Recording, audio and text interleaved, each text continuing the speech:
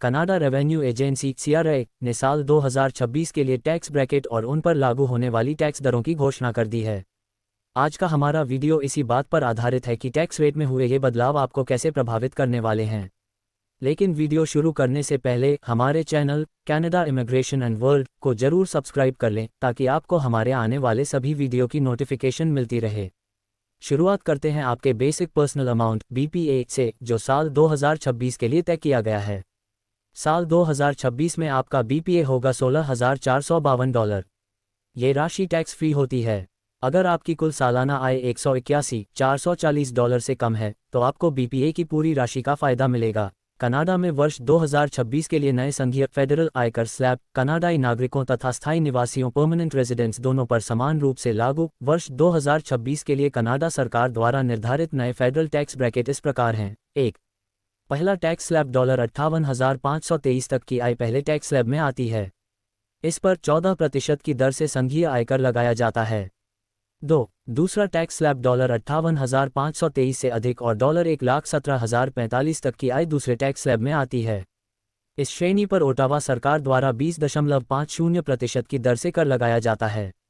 3. तीसरा tax slab $1,17,045 से अधिक और $1,81,440 तक की आय तीसरे टैक्स स्लैब में आती है। इस पर 26% की संघीय कर दर लागू होती है। 4. चौथा टैक्स स्लैब $1,81,440 से अधिक और $2,58,482 तक की आय चौथे टैक्स स्लैब में गिनी जाती है। इस आय पर 29% की दर से संघीय कर लगाया जाता है। 5. पांचवां शीर्ष टैक्स स्लैब $2,58,482 से अधिक की आय शीर्ष टैक्स स्लैब में आती है। इस पर 33% की उच्चतम संघीय कर दर लागू होती है। अब समझते हैं basic personal amount. Basic personal amount क्या है? बेसिक पर्सनल अमाउंट वह राशि है जिस तक की आय पर कनाडा में कोई संघीय आयकर नहीं देना पड़ता। अर्थात ये वह न्यूनतम आय सीमा है जिसे कनाडा राजस्व एजेंसी CRA द्वारा आयकर से पूरी तरह मुक्त रखा गया है।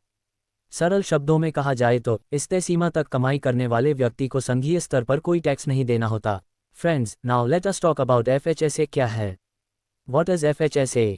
FHSA first home savings account एक रजिस्टर्ड बचत खाता है जिसे मुख्य रूप से पहली बार घर खरीदने वाले लोगों के लिए बनाया गया है ताकि आप घर की डाउन पेमेंट बचत टैक्स फ्री तरीके से कर सकें।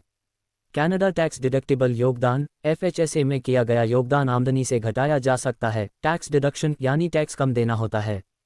टैक्स फ्री निकासी क्वालिफाइंग विथड्रॉल, जब आप पहली घर के लिए निकालते हैं पर टैक्स नहीं लगता।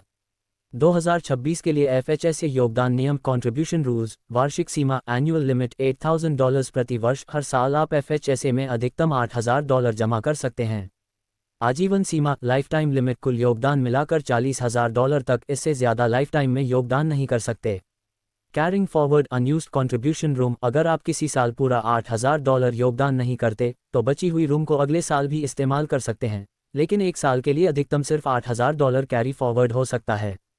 उदाहरण, अगर आपने 2025 में $4,000 योगदान किया तो $4,000 वहां कैरी फॉरवर्ड होगा। 2026 में आपका रूम होगा $8,000। 2026 जोड़ $4,000 carry forward equals $12,000 maximum life time limit की सीमा में। लेकिन ध्यान रखें, आप सिर्फ एक साल का अनयूज्ड रूम कैरी फॉरवर्ड कर सकते हैं। पुराने अनयूज्ड कॉन्ट्रीब्यूशन रूम को 3-4 साल बाद कैरी फॉरवर्ड नहीं रखा जा सकता। एलिजिबिलिटी कौन खोल सकता है FHSA? आपको कनाडा का रेजिडेंट होना चाहिए। उम्र 18 वर्ष या अधिक, कुछ प्रांतों में 19 वर्ष हो सकता है।